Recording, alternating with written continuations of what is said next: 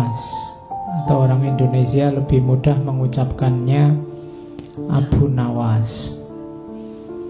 Kalau saya ngomong Abu Nawas, mungkin yang terbayang lucu-lucunya, ya. Padahal sebenarnya tidak begitu.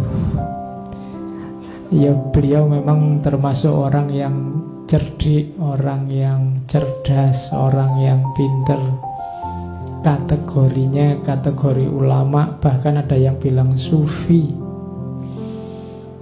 Tapi sebenarnya aslinya tidak begitu. Beliau ini lebih dikenal sebagai penyair, sastrawan.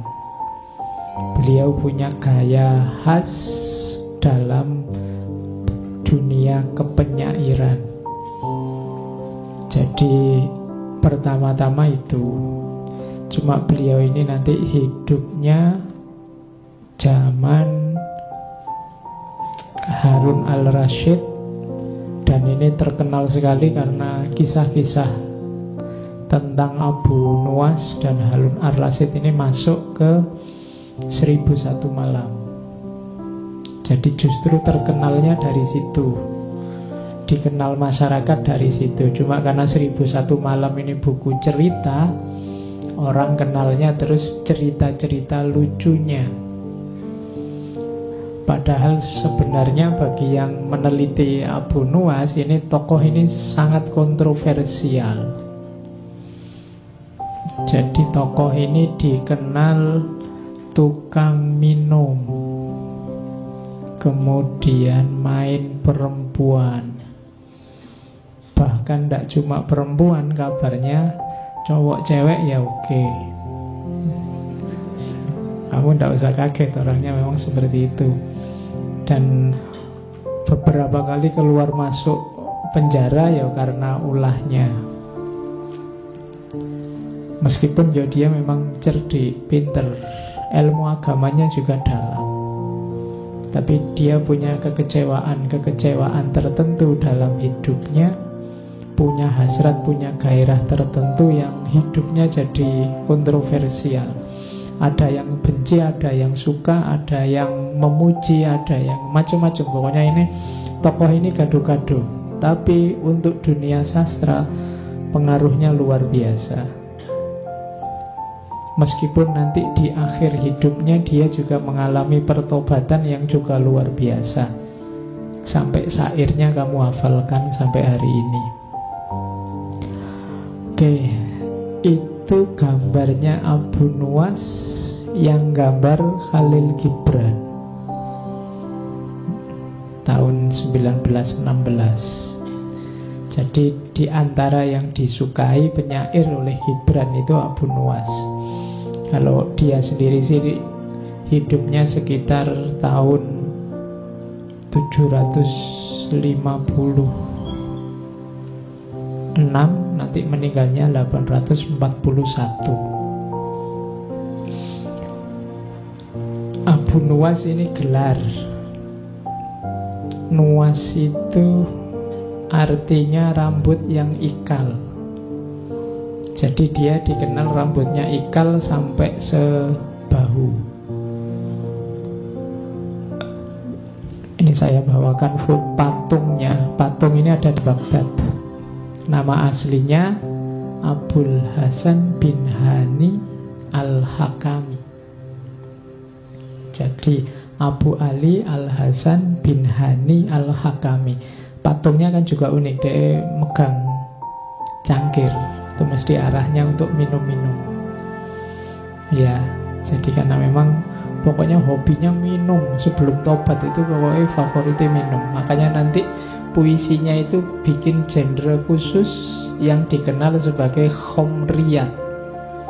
Jadi ya, jadi coba cariin yang belajar sastra, nanti ada genre puisi yang dikenal khomriyat. Itu pelopornya Abu Nuwas ini. Jadi puisi-puisi tentang khomer. Oke, jadi tidak harus dibayangkan lucu-lucunya. Mungkin kamu tadi bayangin Abu Nuwas isinya dagel dong, tidak ada malahan.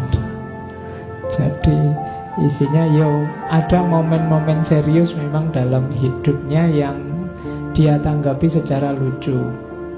Misalnya ada cerita dia pernah pura-pura gila karena tidak mau ditunjuk jadi hakim atau qadhi. Dia ini pinter syariah. Ayahnya ini tentara zaman Marwan. Jadi ayahnya meninggal, maunya Harun al-Rasyid nanti yang meneruskan posisi ayahnya, dan rencananya mau diangkat jadi hakim itu si Abu Nuwas ini. Tapi biar nggak diangkat, jadi begitu ayahnya meninggal banyak orang layat, dia acting kayak orang gila. Jadi naik ketepok pisang itu dinaiki sambil nyanyi-nyanyi. Orang-orang merasa wah ini ditinggal mati bapaknya, gila ini. Jadi terus Harun al-Rasyid merasa ini kalau orang kayak gini diangkat jadi hakim bisa kacau ini. Terus kata penasehatnya, ditunggu aja raja, mungkin dia lagi shock bapaknya meninggal, ya 10 hari lah. Akhirnya terpaksa acting jadi orang gila 10 hari. Ya, biar tidak jadi hakim. Ya karena dia hidupnya ingin enjoy, ingin senang-senang meskipun nanti ada maknanya. Oke, ya dia suka bikin kontroversi memang. Dalam hidupnya pokoknya suka gaduh, suka rame-rame. Tapi dalam konotasi dia sebenarnya sering bikin satir, nyindir masyarakat, nyindir orang-orang yang munafik, orang-orang yang hipokrit. Nanti kita lihat di mana hipokritnya yang disindir oleh seorang Abu Nuwas, sehingga nanti orang mencitrakan dia sebagai orang yang cerdik, orang yang pintar, orang yang lucu. Tapi ini sebenarnya isinya memang dia satir-satir. Karena kecerdikannya, raja-raja ini susah nangkep dia. Mau nyiksa dia juga susah. Karena kalau dipikir-pikir ya tidak salah dia. Itu karena kecerdikannya. Nanti beliau sempat diasingkan ke Mesir zaman Harun al-Rasyid. Begitu Harun al-Rasyid meninggal, dia balik lagi ke Baghdad. Saat sultannya saat itu putranya Harun al-Rasyid dan muridnya Abu Nuwas, Al-Amin. Kalau Al-Amin agak bebas. Banyak syair-syairnya Abu Nuwas nanti diproduksi era Al-Amin ini. Tapi Abu Nuwas tidak cocok sama adiknya Al-Amin, Al-Ma'mun. Oke. Dan ya hidupnya keluar masuk penjara. Nanti meninggal, ada yang bilang meninggal di penjara, ada yang bilang meninggal dipukuli orang karena dia salah satu puisinya nyindir salah satu bani, salah satu suku, sehingga dia dipukuli orang terus sakit terus meninggal. Oke, tapi yang jelas beliau hidup ya sekitar 57-58 tahun. Tapi karyanya luar biasa. Dikenang orang karena puisi-puisinya, dan terakhir karena pertobatannya. Nah ini sebenarnya malam ini kita belajar bagaimana orang yang sangat pinter tapi kemudian kecewa dengan lingkungannya, sehingga kemudian jadi sangat cuek, ingin senang-senang saja, tapi akhirnya terus tobat. Itulah seorang Abu Nuwas. Oke. Ini saya koleksi dulu komentar-komentar dari tokoh-tokoh biar kita kenal siapa Abu Nuwas. Sudah banyak buku, banyak kitab yang ditulis tentang Abu Nuwas. Malam ini saya banyak membawa dari diwannya, Diwan Abu Nuwas.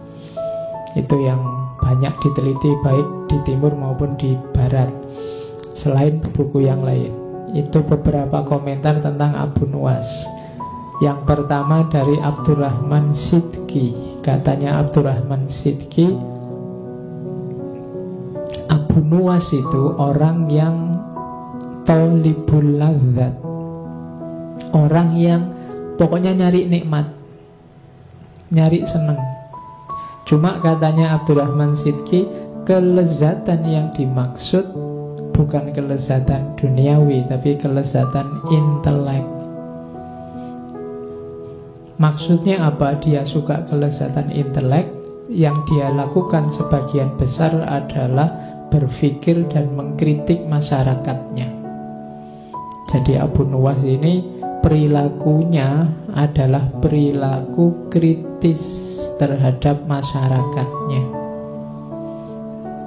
Jadi Abu Nuwas sering nyindir masyarakat itu suka munafik, suka hipokrit. Kalau seneng tidak mau bilang seneng karena jaim. Kalau suka enak itu tidak mau bilang enak karena khawatir dengan keenakan itu derajat sosialnya turun. Itu yang sering dikritik oleh Abu Nuwas. Kita kan sering gitu hidup ini dengan gaya jaim. Jaim itu kan salah satu bentuk malu-malu, tidak mau mengekspresikan kebahagiaan, kesenangan. Nonton apa padahal seneng, tapi kalau ditanya suka enggak, itu tontonan itu membuat kita lupa akhirat. Nah, kita suka gitu. Padahal ya seneng. Itu dikritik oleh Abu Nuwas. Jadi masyarakatnya Abu Nuwas itu, bagi Abu Nuwas banyak yang hipokrit, munafik. Enak tapi nggak ngaku, seneng tapi nggak ngaku. Oke. Kalau ditanya, kan banyak orang ditanya misalnya, suka enggak ini? Enggak, saya enggak suka karena agama melarang. Nah, itu kan bagi kalimat ini kalau konotasinya seolah-olah dia enggak. Padahal lebih jujur kalau versinya Abu Nuwas bilang aja saya suka, tapi sayangnya dilarang oleh agama. Nah, itu lebih jujur daripada enggak, saya kayak gitu-gitu jauh, saya itu bersih, saya itu enggak. Oke, mending jujur loh. Nah, masyarakat yang hipokrit, katanya Abu Nuwas. Itu komentarnya Abdurrahman Sidki. Ada komentarnya Saiki Daif. Saiki Daif ini bilang bahwa sebenarnya segala kontroversi tentang Abu Nuwas itu karena krisis pribadinya. Dari mana krisis pribadi ini muncul? Karena melihat agamanya dan masyarakatnya cenderung fokus ke materi, materialistik. Dan itu ditertawakan oleh Abu Nuwas. Dan dia menertawakan mereka tidak dengan cara mencaci maki, tapi dengan cara gayanya sendiri. Termasuk mabuk-mabukan tadi, termasuk segala kemaksiatan yang dia lakukan di masa muda. Itu karena dia merasa sebel luar biasa dengan masyarakatnya. Mungkin di kalangan kalian adalah yang muda-muda itu kan, yang sebelnya luar biasa lihat situasi hari ini. Nah itu kalau Abu Nuwas terus lahirnya jadi minum-minum, hura-hura, pokoknya asik aja tiap hari, maunya begitu. Itu lahir karena kekecewaan-kekecewaan. Katanya Saiki Daif itu karena akumulasi krisis pribadi. Oke, ya sebenarnya kita semua bertanggung jawab agar orang-orang semacam ini tidak lahir karena eman-eman. Abu Nuwas ini kabarnya juga hafal Al-Quran, ilmu agamanya dalam. Kalau katanya Abbas Mahmud Akkad, Abu Nuwas ini agak narsis. Jadi cinta diri yang berlebihan. Nah itu makanya di banyak cerita seolah-olah Abu Nuwas ini tidak bisa kalah. Kalau ada apapun dia selalu menang, karena dia memang pinter. Jadi sakarepe dhewe ditanya dalil apa saja dia bisa jawab. Bahayanya orang pinter yang kayak gini kan semacam itu. Jadi keliru tapi punya dalil. Oh itu tidak sembarangan. Jadi kadang-kadang ilmu itu bisa jadi musibah semacam ini. Jadi semakin kita pinter, akhirnya kita juga pinter menjustifikasi kesalahan. Sudah jelas-jelas salah, kita punya argumen terhadap kesalahan itu. Nah itu penyakit. Sama katanya Abbas Mahmud Akkad tentang Abu Nuwas ini narsis. Cuma karena dia pinter, dengan kepinterannya dia bisa membungkus segala cacat, segala kurangnya. Nanti di belakang dia malah mengkritik. Ketika dikritik orang kok mabuk terus, dia nanti pakai ayat. Nanti kita lihat. Ya. Jadi ketika dikritik orang dia bisa pakai ayat. Oke, jadi itu komentarnya para ulama. Ada juga ini kalimatnya Ibnu Mu'taz dalam Tabaqatus Syu'ara. Katanya Ibnu Mu'taz, sebenarnya Abu Nawas itu seorang faqih yang pinter agama, berpikirnya terbuka, ilmunya banyak, hafalannya kuat, bahkan ilmu Al-Qur'annya dalam. Dia mengetahui nasikh mansukh, mengetahui muhkam mutasyabih. Aslinya itu dia. Cuma ya kalah oleh nafsunya. Jadi orang itu ada ilmunya, ada nafsunya. Siapa yang menang, yang kalah akan mengabdi. Kalau yang menang ilmunya, ya nafsunya akan mendukung ilmu. Tapi kalau yang kalah nafsunya, yang menang nafsunya, ya ilmumu akan jadi pendukung nafsu. Jadi katanya Ibnu Mu'taz, Abu Nawas termasuk Abu Nawas babak pertama sebelum tobat itu orang yang kalah oleh nafsunya, sehingga ilmunya akhirnya menjustifikasi dipakai untuk membenarkan nafsunya. Sama kayak kalian pacaran terus pakai dalil waja'alnakum syu'uban wa qabaila lita'arafu. Nah itu dalilnya kan muncul belakangan, pacarannya duluan. Nah, itu hanya menjustifikasi. Nanti kalian melakukan apa biar kelihatan syar'i, terus kamu tambahi dalil. Padahal itu mungkin keliru. Dalilnya arahnya tidak ke situ, tapi kamu pakai ke situ. Nanti kan ada kasus, kapan itu saya baca, ada seorang suami yang memukuli istrinya. Dan dia pakai dalil, kan ada ayat yang memang kalau diterjemahkan letterlek apa adanya, suami itu bisa memukuli istri. Fa'idhuhunna wahjuruhunna fil madoji wadribuhunna, surat An-Nisa itu kan. Jadi suami bisa memukuli istri dengan dasar Al-Quran. Ini nafsu sebenarnya kan ingin mukulnya duluan. Jadi terus baru nyari justifikasi belakangan. Nah itu yang terjadi dengan Abu Nawas bagian awal nanti semacam itu. Meskipun Abu Nawas sendiri kalau ditanya, katanya Abu Nawas, demi Allah aku ini masih Islam, asli masih Islam ya syariat ya. Cuma mabuk menghendakiku sehingga aku menerima beberapa kemuliaan, katanya Abu Nawas. Bukan aku yang ingin mabuk, tapi mabuklah yang ingin aku. Ya. Oke, jadi pinter ngomong ya. Aku ini Islam, jangan khawatir. Hanya saja kalah oleh mabuk, karena bukan aku yang datang ke mabuk, mabuknya yang datang padaku.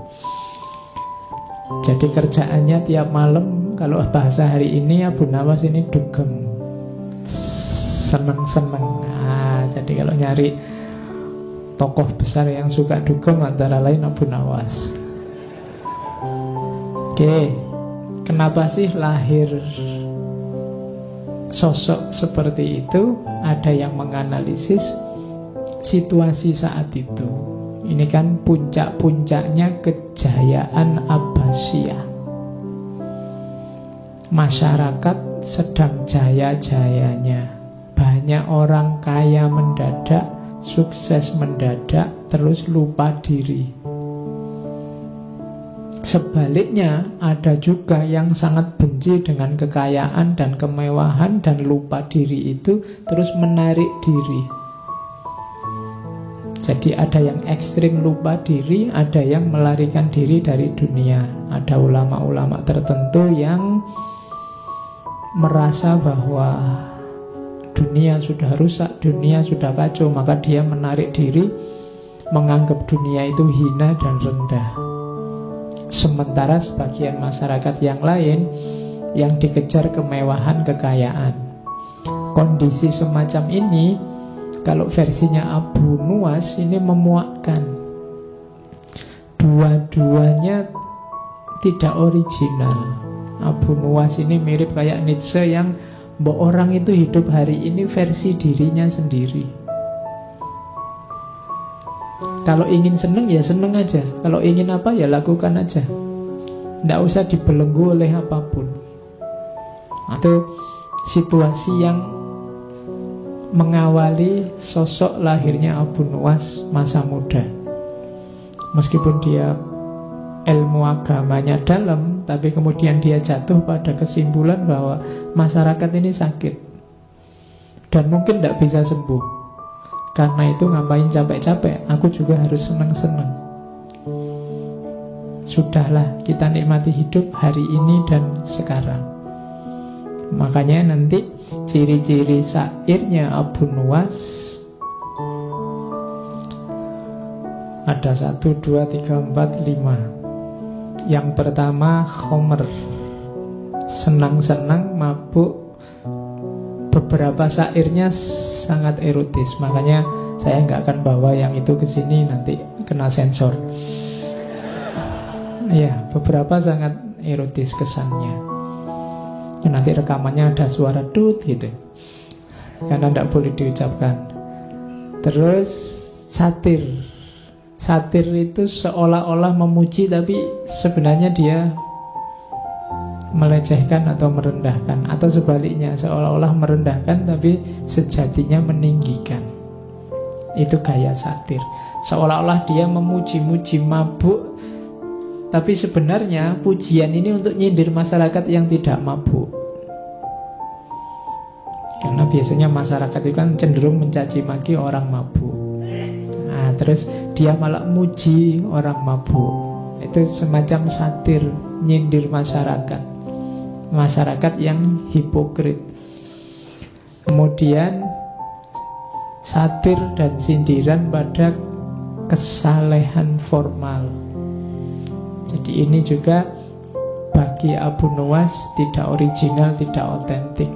Orang beragama hanya mengambil formalitasnya. Jangan-jangan hanya casingnya, isinya sama saja antara yang mabuk dan yang tidak mabuk. Nah, itu sindiran dari Abu Nuwas. Kemudian yang keempat, pentingnya menikmati hidup. Hidup sekali mbok yo yang seneng. Hidup sekali kok isinya marah-marah, tawuran, gegeran, saling caci maki, saling. Berapa sih panjangnya hidup kita? Nah, itu banyak puisi-puisinya Abu Nuwas yang konotasinya ke sana. Mbok yo ndak usah sumpek-sumpek. Wong hidup kita ini tidak terlalu panjang, kita nikmati saja hari ini. Tidak harus khawatir tentang masa depan atau menyesal tentang masa lalu. Hidup kita hari ini. Nah, itu pentingnya menikmati hidup. Dan yang terakhir, ini yang banyak dikutip adalah kesadarannya di babak terakhir kehidupannya tentang pertobatan, kesedihan, penyesalan terhadap yang dia lakukan di awal. Cuma ya kita tidak akan langsung jujuk tobatnya, kita selusuri pelan-pelan dari mulai mabuknya. Seperti apa sih kondisi dia waktu mabuk? Oke.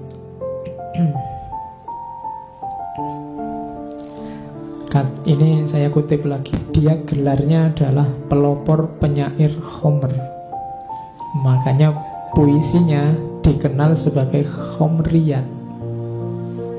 Katanya Toha Hussein, kenapa sih kok Abu Nuwas yang disebut pemuka penyair Khomer? Padahal sebenarnya banyak sastrawan penyair yang cirinya Khomer atau suka minum. Katanya Toha Hussein, karena Abu Nuwas ini minum ini tidak untuk iseng, tidak untuk mumpung aku sumpek tak minum, ini kan minum hanya sekali-sekali untuk selingan. Tapi waktu Abu Nuwas muda, minum itu sudah jalan hidupnya. Iya, jadi katanya Toha Hussein, loh ini khas Abu Nuwas ini, pokoknya tidak ada hari tanpa minum. Minum itu sudah jadi jalan hidup. Jadi dia bukan selingan, dia bukan tempelan. Kalau jalan hidup tidak bisa dipisah. Nanti bisa kamu kiaskan dengan rokok ya. Kalau sudah jalan hidup tidak bisa dipisah. Jadi karena memang eksistensimu sudah menyatu dengan, kalau Abu Nuwas dengan minumnya. Kalau tidak minum bukan Abu Nuwas itu. Nah, sama kayak kamu, kalau nggak ngerokok bukan kamu berarti. Kalau kamu ya mesti ngerokok. Nah, itu logikanya katanya Toha Hussein. Kenapa kok Abu Nuwas ini dianggap pelopor penyair Homer?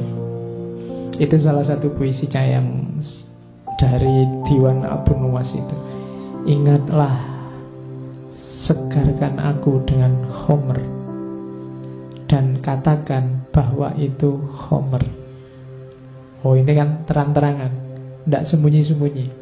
Kita kadang-kadang kalau melakukan yang tidak cocok atau tidak enak, kadang-kadang kan sembunyi-sembunyi, padahal ya kita nikmati, tapi kita tidak mau menampilkan. Tapi Abu Nuwas menyindir orang yang menikmati tapi sembunyi-sembunyi. Analoginya dengan Homer. Dan katakan bahwa Homer ya Homer, jangan kau segarkan aku dengan kerahasiaan, apabila mungkin dilakukan dengan transparan. Katanya Abu Nuwas, tak ada baiknya menutup-nutupi kelezatan dalam Homer. Itu kan dahsyat sekali. Dia ingin terang-terangan, kamu pemabuk ya? Iya. Dia terang-terangan, tidak sembunyi-sembunyi. Kalau kamu tidak suka pemabuk, ya tidak usah dekat-dekat aku, kan gampangnya gitu. Dan bagiku mabuk itu enak, kan itu. Itu Abu Nuwas. Arak adalah kenikmatan, kesempurnaan, dan dia nikmat bahkan saat hanya duduk bersama orang-orang yang duduk meminumnya.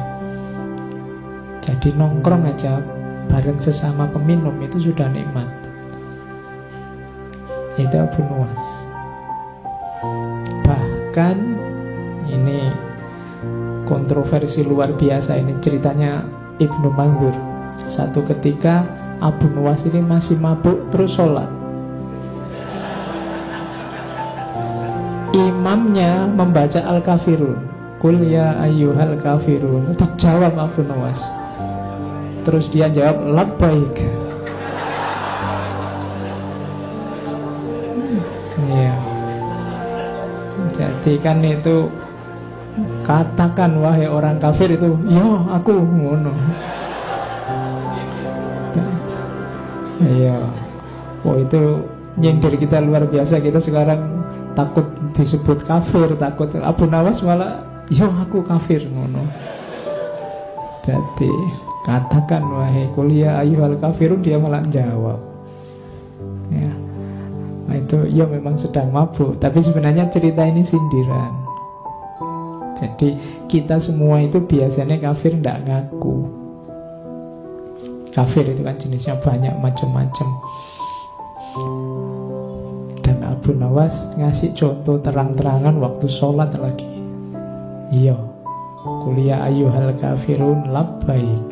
Nah, itu imamnya kaget mesti. Terus dia diinterogasi lama. Oh, kalau hari ini itu sudah pelecehan, masuk penjara ini pasti. Tapi terus dilepaskan karena alasannya, oh enggak, orang ini memang suka ndagel kok, pelawak dia ini. Mungkin maksudnya ngelawak tapi waktunya ndak pas ya. Kesimpulannya gitu, terus dilepaskan. Itu enaknya jadi pelawak kan gitu. Kamu kalau keliru tinggal ngomong, oh itu cuma guyon kok, itu ndak serius. Nah, itu Abu Nuwas. Kan memang beliau ini terkenal aneh-aneh. Karena ada cerita satu ketika dia teriak-teriak, ini loh Abu Nuwas, aku orang yang tidak suka kebenaran, aku orang yang cinta fitnah, dan aku orang yang lebih kaya dari Allah. Rame heboh orang satu kota, dipanggil oleh Harun al-Rasyid kan, kamu itu stres apa mabuk? Kok kalimatmu kontroversial semua? Loh, yang saya ucapkan tidak ada yang salah Raja. Orang-orang aja tidak betah mendengarkan kelanjutannya. Jadi aku orang yang benci kebenaran karena neraka itu kebenaran. Kematian juga kebenaran. Jadi aku benci neraka, aku benci kematian.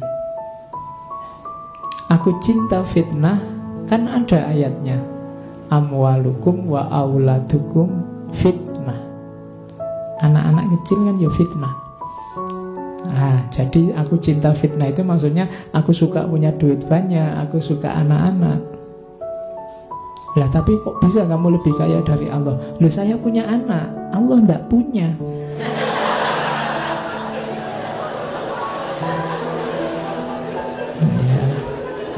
Oke. Ya kan? Allah kan lam yalid wa lam yulad. Iya. Jadi itu pinternya Abu Nawas selalu ngomong. Kan ada cerita juga dia suatu ketika bikin fatwa, barang siapa sholat dilarang rukuk dan sujud. Itu heboh lagi waktu dipanggil oleh Harun Ar-Rasyid. Kok ada kamu fatwa nyeleneh gitu, sholat kok dilarang rukuk dan sujud? Loh orang-orang kok enggak tanya sholat apa dulu?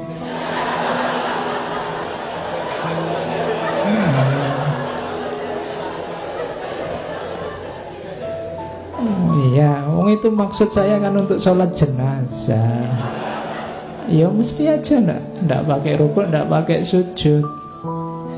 Itu caranya Abu Nuwas untuk dekat sama raja, melakukan kritik tapi selamat.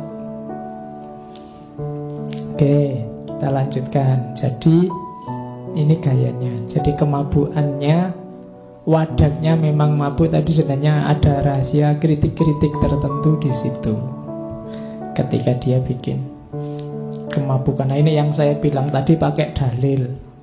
Ini salah satu puisinya. Dia bilang, biarlah masjid-masjid itu dipenuhi oleh orang yang sholat, kita minum khamr aja sepuasnya.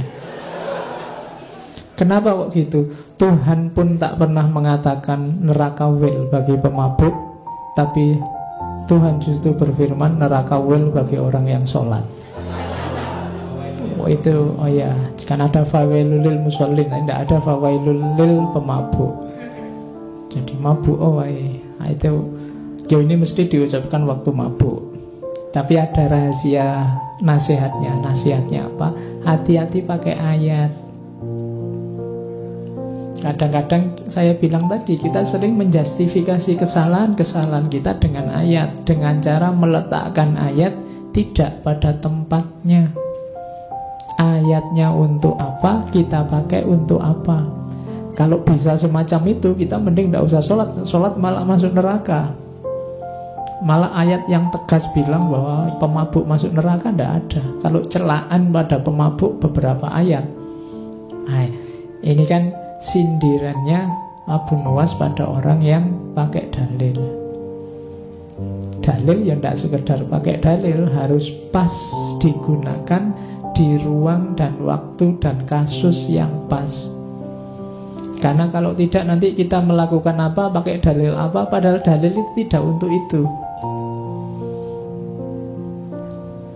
Yuk kayak kamu misalnya dzalikal kitabu la raiba fihi, kitabu ya maksudnya Al-Qur'an. Jangan kok pegang bukumu. Dzalikal kitabu la raiba fihi, kitabku ini, bukuku ini, tidak diragukan lagi, itu ngawur.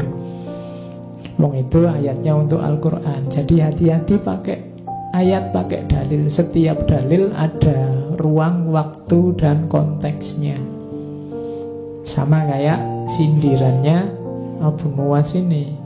Kita kan sering pakai fawailul lil musallin. Cuma kan itu tidak bisa dipotong. Alladzina hum an sholatihim sahun. Orang-orang yang sudah sholat tapi lalai. Sholat tapi lalai, jangan-jangan makomnya mirip pemabuk yang disebut oleh Abu Nuwas tadi.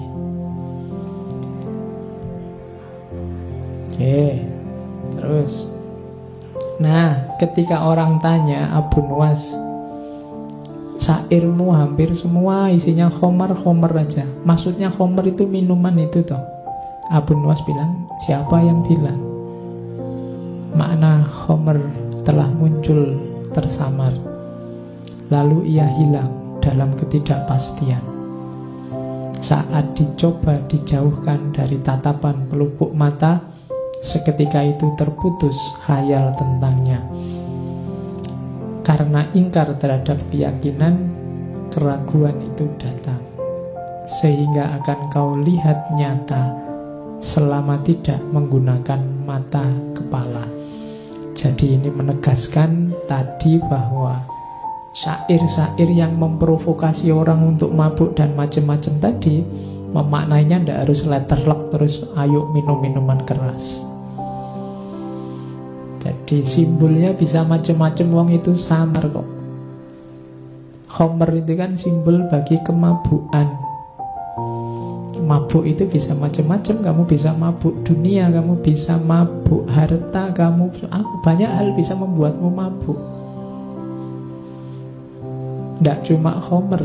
Wong kamu naik bis ngadep belakang aja bisa mabuk ya.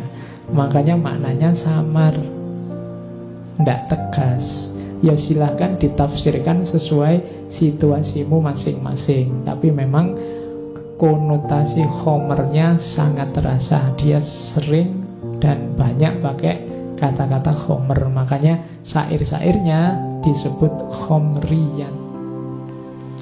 Nah, itu pinternya Abu Nuwas. Dia menciptakan genre sendiri dalam tradisi kepenyairan. Terus ada pelajaran dari situasi seorang Abu Nuwas ini yang bilang dari Ahmad Abdul Majid Al-Ghazali dalam Diwan Abu Nuwas, beliau editornya. Jadi Abu Nuwas ini memang sebelum tobat itu poros hidupnya adalah ingin senang-senang. Cuma ada rahasia di situ. Apa sih kesenangan itu? Kesenangan itu muncul kalau seseorang melakukan sesuatu secara total. Kalau versinya Abu Nuwas, aktivitas apapun termasuk mabuk itu harus dilakukan dengan mantap, kemauan keras, maka kalian akan puas. Kalau sudah puas, bahagia. Rahasianya sebenarnya di situ. Pelajarannya katanya Ahmad Abdul Majid Al-Ghazali. Jadi bahkan mabuk saja kalau diseriusi sedemikiannya ternyata bisa membahagiakan. Ya maksudnya apalagi perbuatan-perbuatanmu yang baik, apalagi kamu belajar, apalagi kamu sekolah, apalagi kamu kuliah. Kalau kamu lakukan sepenuh hati dengan mantap, sungguh-sungguh, totalitas, akan kalian rasakan manfaatnya. Jangankan yang baik-baik, wong yo sekedar mabuk saja bisa membuat orang bahagia. Apalagi kebaikan-kebaikan. Nah, kunci nasihatnya di situ sebenarnya. Abu Nuwas ini seolah-olah sangat total dalam kemabukannya. Tapi pelajarannya bukan di mabuknya, tapi di totalnya. Jadi lakukan segala sesuatu dengan total. Jangan setengah-setengah. Kalau ingin berjuang, ya berjuanglah secara total. Ingin belajar, belajar secara total. Kalian mahasiswa ada tugas bikin makalah, bikin secara total. Biar tidak menyesal, biar kamu puas. Jadi nasihatnya di situ, totalitas, bahkan dalam kemabukan. Oke, jadi babak pertama kenakalan Abu Nuwas dalam kemabukan sudah. Sekarang kenakalan versi kedua, cinta. Ya, kayak di antara hura-hura yang membahagiakan dalam hidup Abu Nuwas, ya dia cinta. Dia selain suka kemabukan juga suka lawan jenis. Itu salah satu contoh puisinya tentang cinta. Saya bilang tadi banyak puisi-puisinya yang erotis yang tidak saya bawa ke sini. Duhai mata yang mempesona, engkau redup selamanya. Tatapanmu menguak rahasia yang tersimpan di dada. perhatikanlah diri kita. Engkau menutupiku meski engkau sendiri tanpa baju. Seakan takdir menyembunyikanku. Engkau membunuhku tanpa harapan untuk balas dendam. Seakan pembunuhan itu adalah persembahan kepada Tuhan. Itu kan kalimat pernyataan cinta yang luar biasa. Pinternya seorang Abu Nuwas. Jadi kalau bikin puisi kayak gini ya terus dikasihkan lawan jenisnya ya mesti langsung kelepek-kelepek kan, dibilangin duhai mata yang mempesona. Itu kan siapa yang tidak suka diginiin. Dan ini memang keahliannya Abu Nuwas. Ada sangat banyak puisi-puisi ekspresi cinta kepada lawan jenis. Bahkan ini ada satu cerita, Abu Nuwas ini terpaksa naik haji. Kenapa? Iya, terpaksa, memaksa dirinya naik haji. Kenapa? Karena dia jatuh cinta sama perempuan namanya Jinan. Dan Jinan ini memaksa dia, kalau kamu cinta padaku ya kamu harus haji. Nah, dia terus terpaksa naik haji. Kalau sekarang susah ya. Tapi ini bisa jadi modus. Kalau perempuan ingin nolak laki-laki bisa. Kalau kamu cinta padaku kamu harus naik haji. Nah, itu nunggunya 20 tahun berarti. Ya, kamu bisa modus itu. Jadi kalau takut nolak bilang aja gitu, oh, saya mau padamu tapi harus haji dulu. Oh, itu ngantrinya hampir 30 tahun sekarang. Jadi, nah kalau Abu Nuwas naik haji beneran ya, kalau zaman Abu Nuwas ya gampang. Apakah engkau tahu betapa umurku sia-sia oleh permintaannya? Sedang permintaan itu alangkah sulitnya. Karena dia males ibadah, dia senengane mabuk. Karena tak kudapatkan alasan untuk mendekatinya, terpaksa yang sulit itu kulakukan juga. Aku menunaikan ibadah haji. Dan kukatakan aku benar-benar telah haji. Duhai Jinan, akhirnya kemudahan menyatukan aku dengannya. Oh, itu jatuh cinta beneran ini berarti kan, sampai rela naik haji padahal dia males. Ya, jadi cuma ya kalau sudah jatuh cinta apapun dilakukan. Makanya aku katakan aku benar-benar sudah haji loh ini. Oke, tapi toh ya sifatnya Abu Nuwas ya tetap putus nyambung. Ada juga yang saya potong itu, kutulis di atas pipiku satu kalimat untuknya, duhai beratnya saat berpisah. Ia menjawab dengan gerakan jemarinya, kupahami pesanmu, namun untuk kita tiada lagi jalan bertemu. Oke, yo, pokoknya kalau puisi-puisi kayak gini lumayan lah ya, kita bisa mending.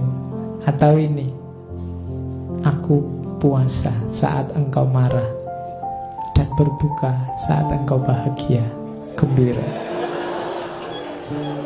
Oke, ayo. Oh, jadi kalau pasanganmu sedang marah kan itu alamat kamu harus tirakat itu. Tirakat itu kan tidak bisa tidur.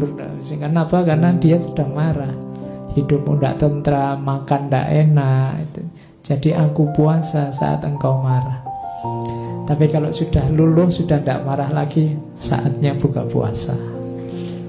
Dan aku berbuka saat engkau gembira.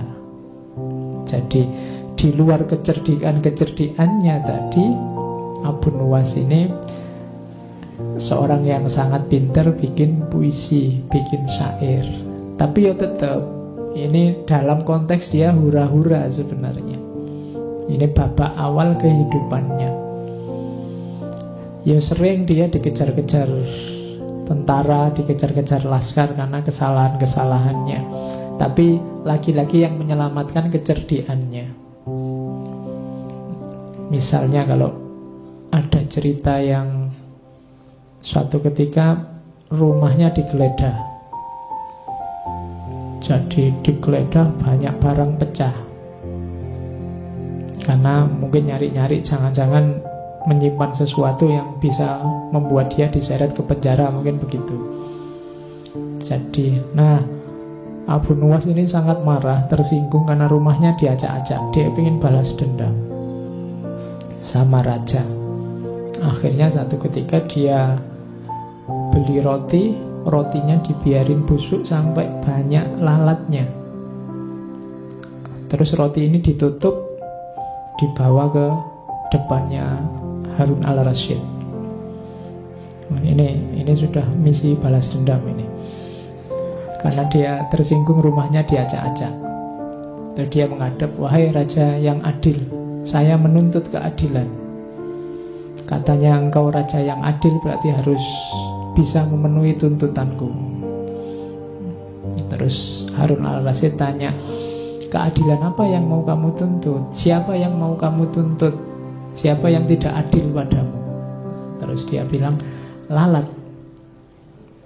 Saya punya roti ternyata didahului oleh lalat, sehingga saya sekarang tidak bisa memakannya. Lalat ini sudah tidak adil pada saya. Ya, Harun al-Rasyid ketawa aja. Oke lah, terus maumu gimana? Tolong Baginda ngasih perintah bahwa saya punya hak untuk memukul lalat dimanapun dia ada. Akhirnya, ya wis, tidak apa-apa. Untuk menghiburmu, sekarang kamu boleh kalau ada lalat kamu pukul saja. Itu Abu Nuwas sudah siap-siap bawa pentungan. Terus dibukalah roti itu, lalatnya nyebar kemana-mana. Ada nempel di kaca, nempel di mana, dia akhirnya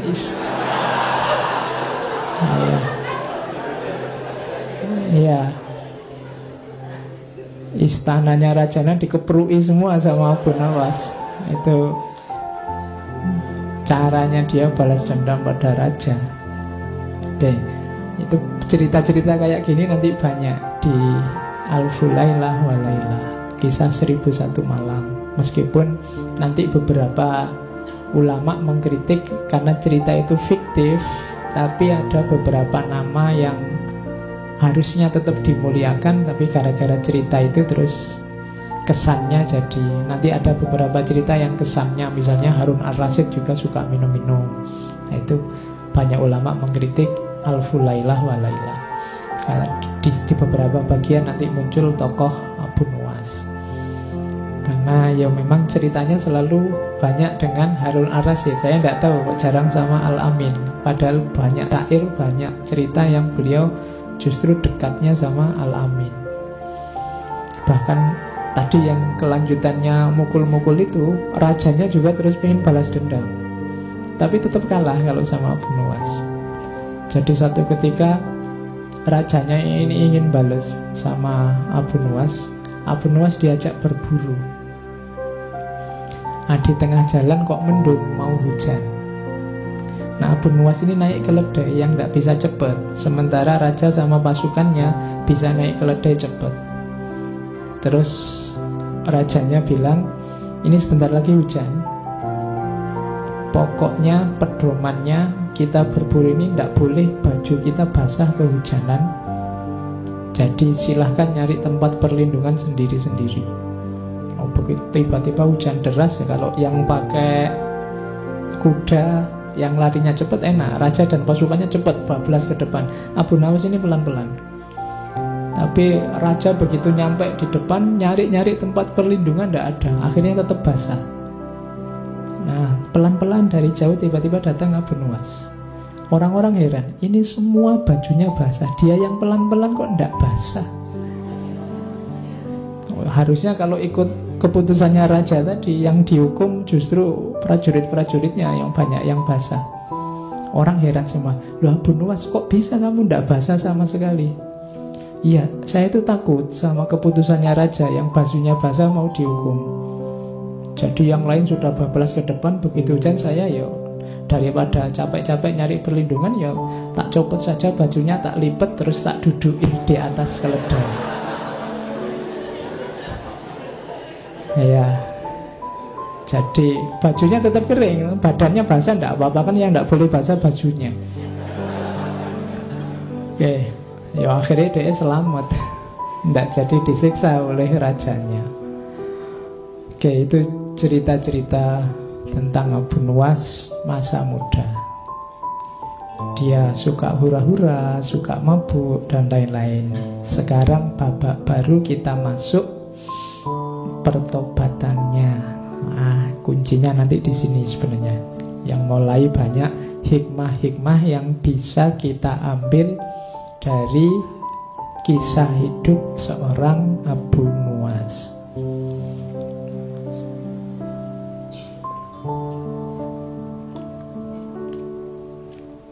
Ada versi-versi tentang mengapa kok Abu Nuwas tiba-tiba tobat. Yang pertama ada yang bilang karena di penjara. Ketika di penjara kemudian dia sadar hidupnya jadi tambah religius. Ada juga yang versi kebalikannya, versi kedua malah sebenarnya dia tidak pernah tobat. Ada yang bilang bahwa dia cuma acting aja biar keluar dari penjara. Jadi aslinya ya tetap kayak Abu Nuwas yang lama. Ada yang bilang begitu. Tapi dari syair-syairnya belakangan kelihatannya ya dia benar-benar tobat. Ada versi lain, versi kedua. Jadi ada cerita satu ketika ini malam ganjil Ramadan, ya mungkin malam Lailatul Qadar. Nah, Abu Nuwas masih tetap dengan aktivitas biasanya, mabuk. Jadi waktunya orang terawih, waktunya orang tadarusan, dia mabuk. Tiba-tiba didatangi orang ke depannya, langsung nuding wajahnya. Orang ini bilang, "Wahai Abu Hani, jika engkau tak mampu menjadi garam yang melezatkan hidangan, janganlah engkau menjadi lalat yang menjijikkan, yang merusak hidangan itu." Jadi kalau kamu mau rusak, rusaklah sendiri, tapi jangan merusak yang lain. Waktunya orang tadarus, waktunya orang tarawih, kamu merusak situasi. Nah, itu peringatan keras bagi Abu Nuwas yang membuat dia tiba-tiba sadar. Entah siapa orang ini, tapi ini membuat dia tersadar bahwa selama ini mungkin dia kecewa dengan masyarakat, mungkin dia mengkritik masyarakat, tapi dengan semua yang dilakukan sebenarnya dia sedang nambah masalah baru di tengah masyarakat. Jadi orang hidup itu kan kalau bisa ya memang masalah di tengah masyarakat pasti ada. Cuma kalau bisa kita jadi problem solver, kita jadi yang menyelesaikan masalah, bukan part of the problem, bukan bagian dari masalah. Apalagi menjadi pembuat masalah, apalagi jadi orang yang selalu bikin masalah. Nah, kadang-kadang kita ini ingin menyelesaikan masalah, tapi yang lahir adalah nambah masalah baru, yang masalah lama tidak selesai. Gayanya kita ingin menyelesaikan problem, tapi yang lahir justru problem baru, dan problem lama tidak selesai. Dan kalimat ini langsung ditujukan di depannya si Abu Nuwas. Kalau engkau tidak bisa menambah kelezatan hidangan, jangan jadi yang merusak hidangan. Merusak hidangan berarti nambah masalah. Dari situlah nanti Abu Nuwas terus sadar dan dimulailah fase baru hidup jadi ulama. Bahkan beberapa menyebut terus dia jadi sufi. Tapi tetap lucu, tidak apa-apa ya, karena sudah khasnya beliau.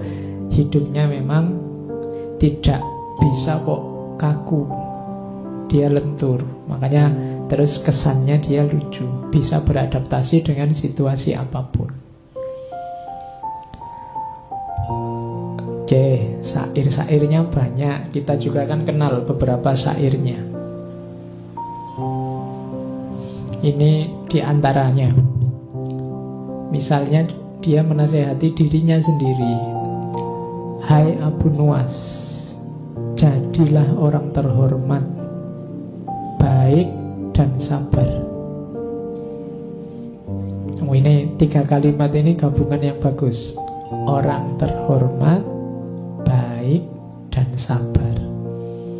Terhormat itu kualifikasi sosial, baik itu kualifikasi individual, dan sabar itu hubungan dengan yang lain. Banyak orang yang terhormat dan baik tapi tidak sabaran. Banyak orang yang sabar dan baik tapi tidak terhormat. Banyak orang terhormat tapi tidak baik. Macam-macam kombinasi. Kalau bisa ikut Abu Nuwas, jadilah orang yang terhormat, baik dan sabar. Nah, ini dia memarahi dirinya sendiri. Waktu telah merusakmu dengan harta dan keinginan hanya demi kesenanganmu. Hai pendosa besar, ampunan Allah itu lebih besar daripada dosamu. Sebesar-besarnya sesuatu masih lebih kecil dibandingkan ampunan Allah yang paling kecil. Ini menasihati diri untuk tobat. Tobat yang beneran. Kayak kita ini sebenarnya ya sudah waktunya untuk tobat. Cuma kita kan masih ragu-ragu. Mbok ya tobat yang beneran. Yang beneran loh ya. Beneran itu berarti tidak diulang, janji tidak diulang lagi, kemudian tidak secara sengaja mengulang dan seterusnya. Jadi pertama-tama dia memarahi dirinya untuk mau bergerak bertobat, menyesali yang dilakukan sebelumnya dan tidak mengulang di masa depan. Dan ini kelihatan simpel tapi berat. Kalau istighfar sih iya, cuma istighfar kita kan sering istighfar formalitas. Nah, kalau Abu Nuwas ini istighfarnya mantap karena dosanya banyak. Kita kan sering istighfarnya enteng karena kita merasa tidak banyak dosa. Jangan salah, Abu Nuwas sebelumnya juga merasa tidak banyak dosa. Dia merasa kalau dia mabuk, kalau dia hura-hura, ya memang sudah seharusnya begitu. Hidup sekali mau apa? Kan tadi logikanya begitu. Mabuk tidak apa-apa daripada sholat masuk neraka. Logikanya tadi kan begitu. Jadi orang itu ketika ada di wilayah ketika dia salah, biasanya dia tidak merasa salah. Maka butuh momen-momen kesadaran bahwa aku ini banyak salah. Kalau ingin istighfarmu mantap, kamu harus sadar bahwa kamu banyak kelirunya, banyak salahnya. Cuma kesadaran bahwa aku salah ini sering tertutup oleh kesadaranmu bahwa kamu itu tidak terlalu banyak salah. Setiap orang lebih dominan merasa bahwa aku ini sudah benar begini ini. Kalau kamu tak tanya satu-satu tetap merasa hidup kayak saya ini Pak yang benar dan baik. Rata-rata begitu. Jadi kesadaran yang mengemuka bukan kesadaran bahwa aku ini banyak salah dan mungkin sekali sering melakukan kesalahan. Tapi biasanya yang mengemuka dalam hidup kita itu kesadaran bahwa aku ini sudah benar. Hidup seperti ini loh yang bagus. Itu yang mungkin membuat istighfar kita tidak terlalu mantap, kayak formalitas. Tobatnya bukan tobat yang serius. Nah, diajari oleh Abu Nuwas, ayo nasihati dirimu sendiri. Kalau nunggu dinasihati orang ya tidak akan nyampe-nyampe. Nasihat yang paling bagus dari dirinya sendiri. Berarti apa? Kesadaran. Oke, dilanjutkan kalimatnya. Ini kesadaran bahwa betapa besarnya dosaku, maka apa pembelaanku akan segala yang telah kulakukan. Kalau besok Allah tanya, kenapa sih kok kamu mabuk, kok tak larang mabuk aja begitu susahnya, nilaiku di depanmu itu seperti apa sih? Kalau besok Allah tanya begitu, gimana? Apa yang akan kukatakan kepada Tuhanku? Apa yang akan meringankan salahku saat aku keluar dari jalan kebenaran atau memunggungi kebaikan? Duhai beratnya tobatku dan bodohnya apa yang terlewat dari hidupku. Nah, ini keluhan dari seorang Abu Nuwas. Dia takut nanti kalau ditanya oleh Allah,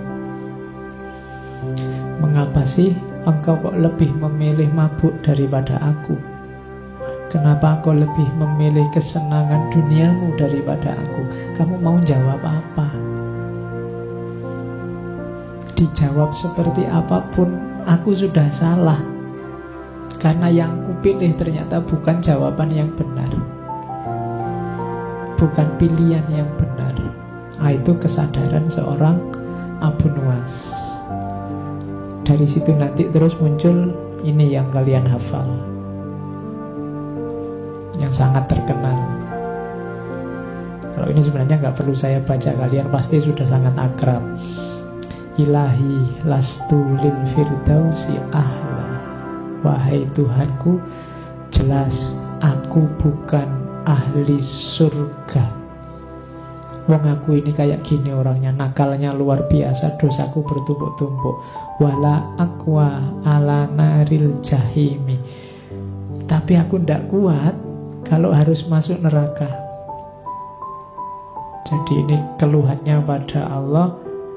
Ya Allah, aku ini masuk surga ndak pantas, masuk neraka ndak kuat.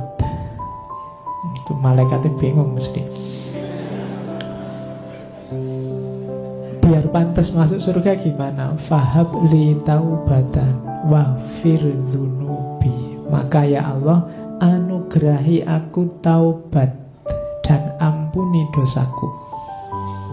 Jadi ini ada pelajaran dari kalimat ini, bahwa taubat itu hakikatnya adalah anugerah dari Allah. Maka berdoalah untuk dianugerahi taubat. Jalan kita untuk taubat pertama-tama nunggu anugerah dari Allah. Fahab li taubatan waghfir dzunubi, dan ampunilah dosaku. Fa innaka ghafirudz dzambil azimi, karena engkau adalah yang pemberi maaf yang agung. Jadi ya Allah, aku ini masuk surga ndak pantas, masuk neraka ndak kuat. Sudahlah ya Allah, ampuni aku, kan engkau maha pengampun. Ringkasnya begitu. Dzunubi misla a'dadir rimali. Dosaku ya Allah sebanyak jumlahnya pasir. Jadi kalau ada padang pasir, pasirnya seluas itu, dosaku sebanyak itu. Maka satu-satunya jalan keluar hanya fahabli taubatan ya dzal jalali. Satu-satunya aku selamat nanti, bisa ke surga dan terhindar dari neraka, hanya kalau engkau menganugerahi aku pertaubatan. Wa umri nakisun fi kulli yaumin. Padahal umurku detik demi detik berkurang, setiap hari berkurang. Nakisun fi kulli yaumin wa dzambi zaidun kaifah timali. Sementara dosaku terus tambah, tambah umur tambah dosa. Kaifah timali, bagaimana aku menanggungnya ya Allah? Nah, itu munajatnya seorang Abu Nuwas. Ilahi abdukal asi ataka. Wahai Tuhan, hambamu yang penuh dosa ini datang padamu. Mukirron bidzunubi wa qadda'aka. Menyatakan, mendeklarasikan dosa-dosanya. wa qadda'aka, dan berdoa padamu, memohon padamu. Fa in taghfir, kalau engkau ampuni aku, fa anta lidzaka ahlun, memang engkau ahlinya, tempatnya minta ampun. Fa in tatrud, tapi kalau engkau tolak aku ya Allah, faman narju siwaka, lantas pada siapa lagi aku berharap kalau engkau saja tidak mengampuniku. Ini namanya munajat. Jadi mengeluh pada Allah, menyatakan kelemahan, menunjukkan dosa-dosa, kemudian pasrah pada Allah, minta diberi yang terbaik. Itu makanya kalimat ini banyak dipakai. Ilahilas tulil firdausi ahla wala aqwa ala naril jahimi. Ini munajatnya Abu Nuwas. Oke, ini babak pertobatannya. Tadi ada babak kemabuannya, terus babak hura-hura dalam cinta, sekarang pertobatan. Ada satu babak lagi yang mau saya bawa, yaitu babak akhir hidupnya. Jadi setelah tobat ada banyak fase-fase dekat dengan Tuhan dalam hidupnya seorang Abu Nuwas. Nah, ini terus di akhir-akhir hidup beliau mengalami sakit. Saat sakit ini ada beberapa syair yang terkenal dari Abu Nuwas. Misalnya ini, tapi sekarang konotasinya sudah tidak kayak sebelumnya, sudah tidak ada mabuknya, tidak ada cinta-cintaannya. Kalau ini sudah konotasinya sudah ilahiyah. Kemusnahan tengah merayap ke bawahku dan ke atasku. Kulihat diriku sekarat, tahap demi tahap. Tiada waktu berlalu tanpa meruntuhkanku berantakan. Mengiring kekuatan, aku tersingkir dalam ketundukan. Saat ku ingat sekarang, aku melemah dan mengurus. Mengurus itu maksudnya tambah kurus ya. Bukan mengurus apa, urusan apa gitu, enggak. Tertunduk di hadapan Tuhan. Betapa ku sesali hari-hari dan malam-malam itu. Tadi kan dia kegemarannya kan keluar malam. Kalau siang tidur, kalau malam keluar. Koyo Batman. Tapi ku sesali itu, penuh hura-hura dan permainan. Kita lakukan setiap kejahatan. Semoga Tuhan mengampuni, memaklumi, dan memberi penangguhan hukuman. Karena kalau tidak, pasti aku tidak selamat. Ini waktu beliau sakit. Kemudian ada lagi lanjutannya. Setiap yang meratap akan diratapi. Setiap yang menangis akan ditangisi. Setiap simpanan akan dibelanjakan. Dan setiap kenangan akan dilupakan. Hanya Tuhan yang tersisa. Siapapun yang dimuliakan, Tuhan jauh lebih mulia. Siapapun yang baik, Tuhan jauh lebih baik. Siapapun yang dipuji, Tuhan adalah puncaknya pujian. Siapapun yang diagungkan, Tuhan adalah puncaknya keagungan. Pada akhirnya semua muaranya pada Tuhan. Ia menjamin semua kebutuhan. Oh Tuhan, kita sengsara dan membutuhkannya. Jadi ini kesadaran setelah puncak hura-hura, puncak senang-senang, puncak kemabukan, sekarang kembali lagi ke Allah. Kesadaran bahwa semuanya nanti akan berakhir pada Allah saja. Nah, itu fase pertobatan seorang Abu Nuwas. Kalau ini puisi sebelum meninggal yang dikirimkan pada temannya. Puisi orang mati telah sampai padamu melalui kata-kata seorang bernyawa yang berada di persimpangan hidup dan kematian. Momen takdir telah menaklukkan tubuhnya, sehingga kini ia hampir lenyap tak tersisa. Kalau engkau menatap mataku, menangkap wujudku, tak akan kau temukan satupun kata dari buku wajahku. Jadi sekarang aku sudah tidak kayak dulu. Dulu aku jaya, dulu ganteng, rambutku ikal. Dulu aku hura-hura, banyak perempuan jatuh tunduk takluk di depanku. Sekarang kalau engkau baca buku wajahku, sudah tidak ada apa-apa di situ. Bekasnya senang-senang tadi tidak ada, bekasnya hura-hura tadi tidak ada. Yang tersisa hanya penyesalan, pertobatan. Semuanya sudah lenyap, tak tersisa. Dari situ nanti setelah ini beliau meninggal. Ada cerita saat salah seorang sahabat beliau setelah Abu Nuwas meninggal mimpi ketemu Abu Nuwas. Abu Nuwas, kamu kan dosamu banyak meskipun tobat, nasibmu gimana sekarang? Ada cerita begitu. Terus dia bilang, alhamdulillah aku sempat tobat.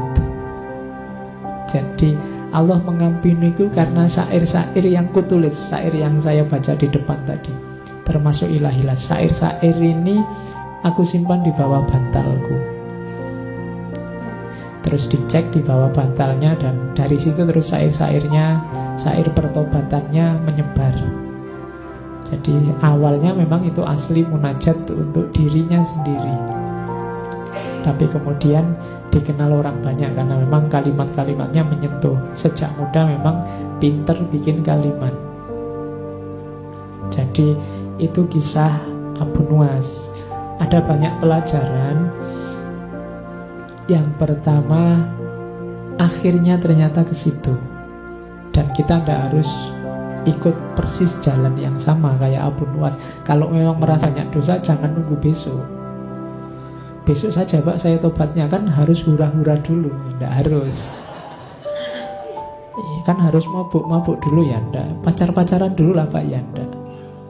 Jadi tidak harus kita menyesal sebagaimana Abu Nuwas. Abu Nuwas mengalami experience, kalau bahasanya Konfusius, pengalaman pahit dulu baru tobat. Kita tidak harus begitu, karena untuk mengambil hikmah kebijaksanaan dari pengalaman orang lain itu tidak harus difotokopi. Ada kalanya kita tiru yang baik-baik saja. Jadi pelajarannya ternyata pertobatan. Jadi kita manusia wajar punya salah, tapi tidak wajar kalau tidak merasa salah, tidak ngaku salah, apalagi tidak mau tobat. Nah, itu pelajarannya di situ. Oke. Sisanya kita akan ngambil beberapa hikmah. Ada puisinya banyak, diwan Abu Nuwas itu lumayan. Saya potong kecil-kecil dalam bentuk hikmah. Ini puisi-puisi setelah tobat ya, jangan puisi-puisi yang di depan tadi. Saya potong-potong. Itu kalimatnya bagus. Begitu engkau cinta pada dunia, maka hanya kepahitan hidup yang akan kau rasa. Tidakkah engkau tahu hakikat dunia yang awalnya bening dan akhirnya asing? Itu Abu Nuwas mengingatkan kita bahwa dunia yang kita cintai ini punya hakikat positif di awal, tapi lama-lama dia akan jadi negatif. Ini hakikatnya dunia sudah. Manusia awalnya muda, kuat, jago, tapi lama-lama dia akan menyusut, menurun, jadi tua, jadi lemah.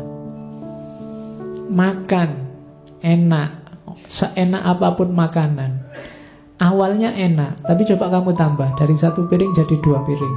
Enaknya tinggal setengah. Kamu tambah lagi jadi 3 piring. Enaknya tinggal 1/4. Kamu tambah lagi. Sampai piring kelima kamu akan muntah. Yang enak tadi jadi tidak enak. Itu hakikatnya dunia. Pacar cantik, apalagi? Iya cantik, sekarang umur berapa? 10 tahun lagi, 20 tahun lagi, 30 tahun lagi, sudah setara kita level. Sama. Jadi kalau kamu nembak terus jawabannya tunggu ya 30 tahun lagi, oh itu sudah berubah banyak pasti sudah. Oh manusia, dunia levelnya menurun. Jadi awalnya bening, akhirnya asin. Maka kalau kita jatuh cinta pada dunia, siap-siap sakit dan kecewa. Karena dunia itu dahsyat nikmat di awal toh. Lama-lama kualitas kuantitasnya menurun. Jadi jangan jatuh cinta pada dunia, rugi, eman-eman. Jadi jatuh cintalah pada yang lebih hakiki. Saya lupa pernah baca di mana. Kalau akhirat itu kebalikannya dunia. Akhirat itu tambah lama, tambah meningkat, tambah berkualitas. Cuma ya mungkin teori yang lain, kitab yang lain. Jadi ceritanya kalau di akhirat itu misalnya hubungan suami istri awalnya enak, diulang lagi tambah enak lagi, tambah enak lagi. Beda sama di dunia, tambah enak 2 kali, 3 kali kamu sudah. Ya kalau di akhirat itu ada yang kitab yang cerita begitu. Sebenarnya itu metafor untuk menunjukkan kalau bedanya dunia sama akhirat. Maka yang kita cintai harusnya yang lebih hakiki, ketuhanan dan akhirat, bukan yang dunia. Terus ini sindiran. Wahai orang-orang yang peduli pada agama, ketahuilah bahwa kebebasan dan pemaksaan itu tidak ada. Semua yang kau tuduhkan tak ada benarnya selain kematian dan alam barzah. Tak seorang pun tahu begitu terpisah nyawa, apakah ia masuk surga ataukah neraka. Ini sindiran bagi kita. Di antara kita ada yang mengunggul-unggulkan kebebasan, ada kebalikannya, mengunggul-unggulkan kekakuan, pemaksaan. Yang satu beragama sangat keras, yang satu beragama sangat longgar. Yang satu andalannya kebebasan, yang satu andalannya pemaksaan. Katanya Abu Nuwas, semua yang kau tuduhkan tidak ada benarnya. Orang yang menganut aliran kebebasan biasanya menyebut yang aliran pemaksaan sebagai dogmatis lah, literalis lah, apalah, fundamentalis lah. Kebalikannya, yang punya aliran pemaksaan biasanya menyebut yang punya mazhab kebebasan sebagai liberal lah, sesat lah, macam-macam. Katanya Abu Nuwas, semua yang kau tuduhkan tak ada benarnya, dua-duanya salah. Kenapa? Jangkauan wawasan manusia tidak ada yang berderajat pasti.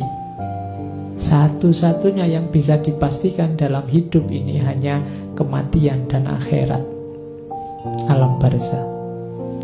Jadi yang kita omongkan berdasarkan pemahaman kita itu semuanya tidak pasti. Satu-satunya yang pasti hanya kematian dan alam barzah. Maka untuk hal yang tidak pasti, jangan korbankan hal yang pasti. Karena hal yang tidak pasti tadi, kita meresikokan bahaya kepastian. Maksudnya apa? Kadang-kadang demi kebebasan, demi pemaksaan, kita terus saling serang, saling menjatuhkan, saling menyakiti, saling berbuat dosa. Ini kan resikonya setelah kematian. Jadi sebenarnya kita sedang menjual yang tidak pasti demi menjual yang pasti demi yang tidak pasti. Nah, itu kalimat ini arahnya ke situ. Padahal ngapain sih kita mengklaim bahwa kita pasti benar, kita pasti lurus? Wong tak seorang pun tahu begitu terpisah nyawa, apakah ia masuk surga ataukah neraka? Siapa berani angkat tangan menjamin saya pasti surga, Pak? Tidak ada. Seandainya kamu orang soleh sekalipun, begitu kamu yakin 100% masuk surga, ada kesombongan dalam hatimu, dan dia yang jadi hijabmu untuk masuk surga. Jadi tidak ada satupun yang pasti. Wong begitu nanti di akhirat sudah hak prerogatifnya Allah. Mau surga apa neraka itu sudah urusannya Allah, tidak jaminan. Ada yang amalnya luar biasa karena kesalahan kecil, akhirnya nggak jadi masuk surga. Ada yang dosanya luar biasa karena kebaikan kecil, nggak jadi masuk neraka. Kan banyak cerita-cerita semacam itu. Ada ulama yang nggak jadi masuk surga karena mengambil kayu selilit waktu dia habis kundangan, pulang ke rumah ngambil kayu kecil karena tidak ada tusuk gigi miliknya tetangganya. Itu kan yang dicerita selilit sang kiai itu kan. Gara-gara selilit kayu kecil ini dia tidak jadi masuk surga. Tapi ada pelacur yang memberi minum anjing, gara-gara kebaikan memberi minum anjing ini dia masuk surga, meskipun hakikatnya dia seorang pelacur. Dalam tumpuan dosa, kebaikan kecil bisa membawa ke surga. Dalam tumpuan pahala, kesalahan kecil bisa menyeretmu ke neraka. Maka tidak ada yang pasti. Jangan menyombongkan diri. Tak seorang pun begitu terpisah nyawa bisa memastikan apakah ia masuk surga ataukah neraka. Maka jangan merasa aman, jangan merasa sudah selamat. Oke, itu kalimat selanjutnya. Terus, kulihat setiap hidup, setiap yang hidup itu fana, putra si fana, dengan nasab mulia yang bersambung kepada yang juga fana. Apa yang kita banggakan dalam hidup ini semuanya fana. Bahkan dirimu sendiri itu fana. Fana itu berarti pada akhirnya akan lenyap. Kita juga akan lenyap. Nenek moyang yang engkau bangga-banggakan juga akan lenyap. Keluarga yang engkau bangga-banggakan, engkau cintai juga fana. Semuanya fana. Maka segala konflik, segala pertikaian, segala perselisihan di muka bumi ini sifatnya hanya permainan saja. Kenapa permainan? Wong semuanya fana kok. Ngapain kita serius-serius amat? Semuanya fana. Makanya katanya orang Buddha itu ya semuanya kosong. Yang isi itu sebenarnya kosong, dan yang kosong sebenarnya isi. Itu rahasianya di situ. Yang kita anggap tidak ada apa-apa, ya ada apa-apanya. Tapi yang kita anggap ada apa-apanya sebenarnya hakikatnya tidak ada apa-apanya. Hidup ini fana, pada akhirnya akan lenyap. Nah, jadi kulihat setiap yang hidup itu fana, putra si fana, dengan nasab mulia yang bersambung pada yang juga fana. Nah, itu nasihat dari Abu Nuwas. Bayangkan bedanya tadi, syair-syair di awal yang begitu liar, begitu mabuk, begitu hura-hura. Ternyata babak terakhir kehidupannya begitu indah. Dia masuk ke ranah sufistik, memahami hakikat. Ada momen pencerahan dalam hidupnya sehingga banyak nasihat-nasihat berharga yang kita dapat. Makanya dia tergolong tokoh besar yang kita ingat sampai hari ini. Itu saya bawa juga. Saat seorang cerdas menelaah dunia, ia akan menemukan seorang lawan yang berbaju kawan.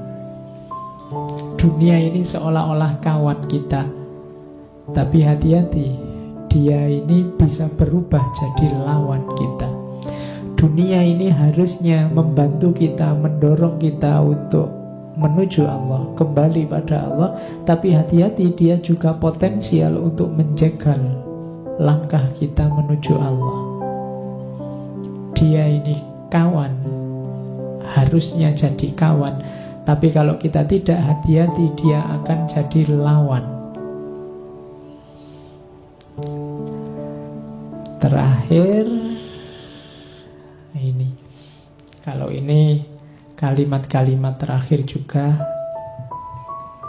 dari Abu Nuwas, lebih baik mati karena cengkeraman kesunyian daripada mati karena payahnya, capeknya kecerewetan. Betapa sering engkau kehilangan diri dalam kelakar. Ini saya potong dari syairnya. Hari ini kemungkinan kita akan mati dalam payahnya kecerewetan. Semua orang cerewet hari ini. Kita akan lihat yang kita pegang tiap hari kan, isinya suara dalam bentuk tulisan. Kita hidup dalam belantara kata-kata, itu payahnya kecerewetan. Padahal akan lebih baik kalau kita mati dalam kesunyian, keheningan. Ada banyak makna, ada banyak rahasia dalam keheningan. Begitu kita hidup dalam belantara kecerewetan tadi, kita akan kehilangan kejernihan. Kita akan kehilangan yang hakiki. Karena yang tempelan sangat banyak, maka yang sejati tidak akan terlihat. Semakin banyak kata-kata mengepung kita, semakin sulit kita mencari yang sejati.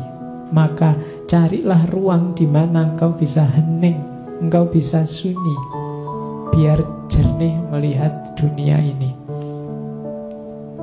Kalau kita sibuk terus, capek terus dengan kata-kata, maka kita akan kehilangan kejernihan. Kita akan mati karena payahnya kecerewetan.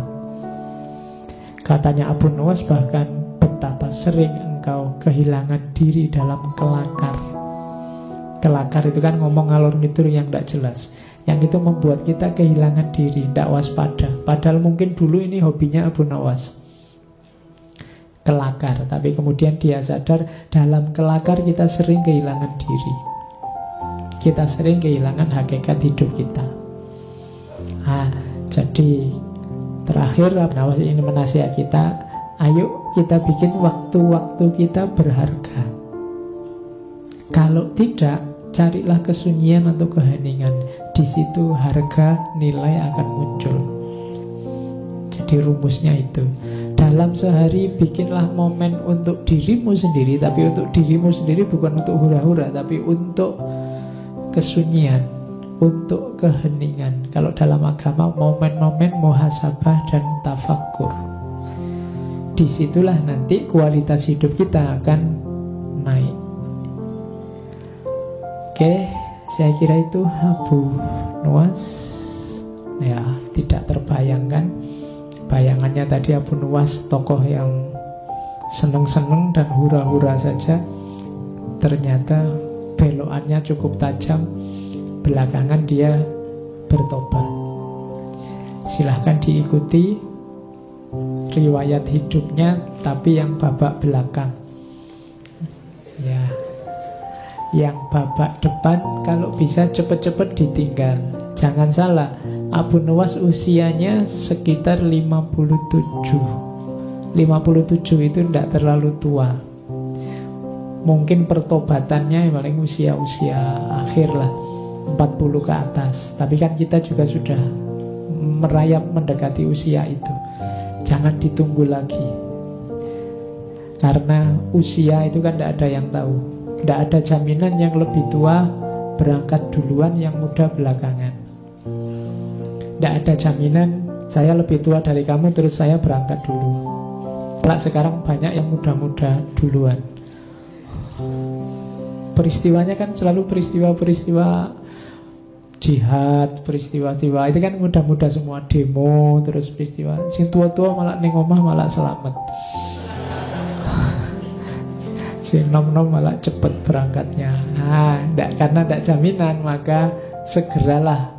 Kalau kamu sudah memahami kebaikan apapun, memahami kemuliaan hidup apapun, segera wujudkan, segera implementasikan, segera jalankan. Jangan ditunda-tunda, biar tidak menyesal. Kalau kamu menyadari ada kesalahan, kekeliruan apapun dalam hidupmu dan kamu tahu, segera cepat-cepat tinggalkan. Karena tidak ada jaminan kapan kita berangkat dan berapa lama kita masih bisa tinggal. Oke, saya kira itu ya malam hari ini. Bulan depan kita ganti tema. Sayangnya Rabu depan kita kosong dulu. Kebetulan saya ada acara yang sama sekali tidak bisa saya tinggal. Jadi Rabu depan kita kosong. Ada gunanya saya kosong. Saatnya kalian akrab, asyik bersama Rasulullah. Ya. Jadi maulud. Oke, setelah mauludan kita mulai lagi ngaji kita Rebu selanjutnya. Saya bingung temanya apa. Segini aja tiba-tiba tadi terbayang Einstein. Maka bulan depan kita akan membahas para jenius. Yang pertama Einstein, yang kedua Isaac Newton, dan yang ketiga Leonardo da Vinci. Bulan November ya. Oke. Enggak, jangan khawatir, saya enggak akan ngomong fisika matematikanya. Ya. Kita mengambil hikmah dari jalan hidup para jenius. Oke, sebagaimana kita mengambil hikmah dari Abu Nuwas. Karena selalu ada hikmah yang kita ambil bahkan dari momen-momen yang kontroversial seperti ceritanya Abu Nuwas tadi. Oke, saya kira itu. Insya Allah bulan depan 2 minggu yang akan datang kita mulai untuk sesi bulan November. Kurang lebihnya mohon maaf. Wallahul muwafiq, wallahu a'lam bissawab. Wassalamualaikum warahmatullahi wabarakatuh.